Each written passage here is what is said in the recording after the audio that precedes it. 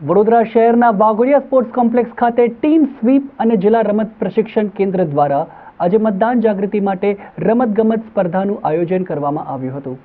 વડોદરા શહેરના જિલ્લા ચૂંટણી અધિકારી બીજલ શાહના માર્ગદર્શન હેઠળ વડોદરા શહેર જિલ્લામાં સ્વીપ અંતર્ગત મતદાર જાગૃતિ અભિયાન હાથ ધરવામાં આવ્યું છે।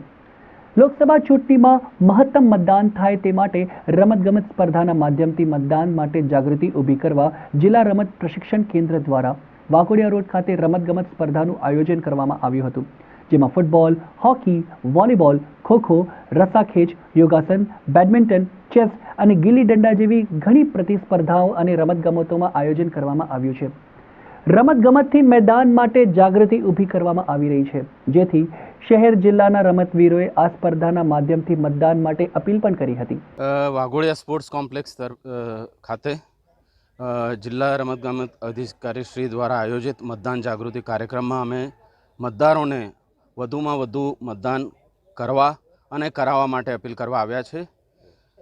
10 મિનિટ દેશ માટે એ સંદેશા સાથે આજે 200 જેટલા રમતવીરોએ અહીં ભાગ લીધો હતો વાઘોડિયા સ્પોર્ટ્સ કોમ્પ્લેક્સ ખાતે, જેમાં પારંપરિક રમતો અને સાથે ફૂટબોલ, હોકી જેવી આધુનિક રમતોનો સમાવેશ થયેલો હતો। અપીલ કરવામાં આવી છે આમ જનતાને કે મતદાન કરો અને મતદાન કરાવો 10 મિનિટ દેશ માટે। આવી રીતે આ સંદેશા સાથે તમામ ખેલાડીઓએ મતદારોને મતદાન કરવા માટે અપીલ કરવામાં આવેલી છે, જેમાં આપણા વડોદરાના હોકીના ઇન્ટરનેશનલ ખેલાડી શ્રી રાજેશ પવાર અને સ્વીપના આપણા કોર્ડિનેટર શ્રી ડૉક્ટર સુધીર જોશી અને જિલ્લા યુવા વિકાસ અધિકારી કેતુલભાઈ મહેરિયાએ ખાસ હાજરી આપી હતી।